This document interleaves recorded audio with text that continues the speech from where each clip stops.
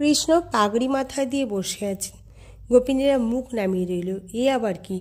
এর সঙ্গে কথা কয়ে আমরা কি শেষে দ্বিচারিণী হব? চল ফিরে চাই।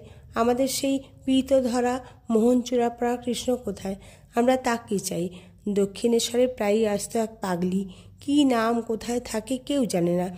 এসে ঠাকুরকে শুধু গান শোনাবে, বাধা দিলে বড় জ্বালাতন করে। ভক্তেরা তাই ত্রস্ত থাকে সবসময়। একদিন কাছে এসে কান্না শুরু করলো।